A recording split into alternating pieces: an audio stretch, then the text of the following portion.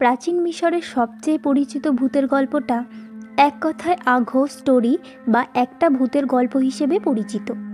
তবে কখনো কখনো গল্পটাকে খোনসেমহাব এবং ভূত হিসেবেও উল্লেখ করা হয়।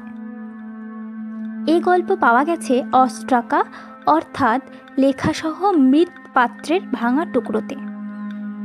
পণ্ডিতেরা এই গল্পটিকে রামেসাইড পিরিয়ডের অনুলিপি বলে দাবি করেছেন, কারণ মিশরে ঐতিহ্যগত দৃষ্টিভঙ্গি হিসেবে পরকালকে এক স্বর্গ হিসেবে দেখানো নিয়ে প্রায়শই সেই যুগের পাঠ্যগুলিতে প্রশ্ন করা হয়েছিল। যাক, এবার আসি আসল গল্পে। খোনসেমহাব এই একই দৃষ্টিভঙ্গি নিয়েই ভূতের সাথে কথোপকথন চালিয়েছেন। আ ঘোস্ট স্টোরিতে আমরা পাই আমুনের মহাযাজক বা হাই প্রিস্ট খোনসেমহাবের গল্প, যিনি এমন এক অস্থিরমনা ভূতের মুখোমুখি হয়েছেন যার সমাধিস্থল নষ্ট হয়ে গেছে। 1880 খ্রিস্টাব্দ থেকে 1905 খ্রিস্টাব্দের সময়ের ভিতর থিবসের নিকটবর্তী দেইর এল মদিনার নেক্রোপলিসের আশপাশ থেকে আবিষ্কৃত 4টে অস্ট্রাকাতে গল্পটা বিদ্যমান। ভূতের প্রেতাত্মা এসে খোনসেমহাবকে জানায় তার নাম নেবুসেমেক। নেবুসেমেক উত্তর দেয় যে তার সমাধি ভেঙে পড়ে গেছে, কিন্তু এখন কারও মনে নেই যে তাকে কোথায় কবর দেয়া হয়েছিল। ফলে যথাযথভাবে তার প্রাপ্য তার জন্য আর কেউ আনে না।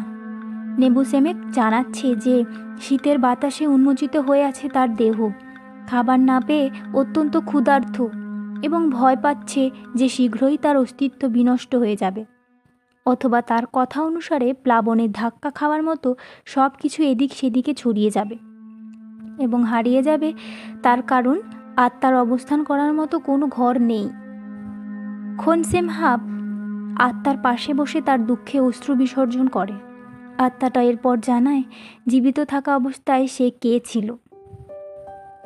আমি যখন পৃথিবীতে বেঁচে ছিলাম তখন আমি রাজা মেন্টুহোপেটের কোষাগারের তত্ত্বাবধায়ক ছিলাম, সাথে সেনাবাহিনীর লেফটেন্যান্ট ছিলাম, সাধারণ মানুষের নেতা এবং দেবতাদের ছত্রছায়ায় ছিলাম। উচ্চ ও নিম্ন মিশরের রাজা মেন্টুহোপেটের সময়কালে তার রাজত্বের 14তম বছরের গ্রীষ্মকালে আমার চিরবিশ্রামের সূচনা হয়। উনি আমাকে আমার 4টে ক্যানোপিক জার এবং অ্যালাবাস্টারের সার্কোফ্যাগাস দিয়েছিলেন। সমাজে আমার অবস্থানে থাকা একজনের জন্য যা যা করা হয় তা উনি আমার জন্য করেছিলেন। উনি আমার জন্য যে সমাধিতে শুয়ে থাকার ব্যবস্থা করেছিলেন তার দৈর্ঘ্য 10 হাত, যার নিচে মাটি খারাপ হয়ে যায় এবং ধসে যায়। এখন ওখানে বাতাস বয়ে যায়, জীব জড়িয়ে আসে। নেবুসেমেক এরপর অদৃশ্য হয়ে যায়।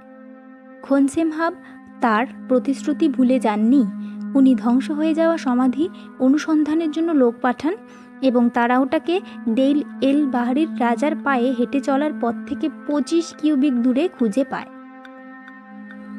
ওরা ওদের মালিককে এটা জানানোর জন্য ফিরে আসে। গল্পটি শেষ হয় এই লাইন দিয়ে, ওই সন্ধ্যায় উনি ফিরে এলেন নেতে রাত কাটানোর জন্য। কিন্তু এরপর গল্পের বাকি অংশটি আর পাওয়া যায়নি। সেই মৃৎপাত্রের লেখা থেকে অনুমান করা যায় যে খোনসেমহাব তার কথা রেখেছিলেন এবং নেবুসেমেকের আত্মার জন্য এ গল্প সমাপ্তি আনন্দের সাথেই হয়েছিল।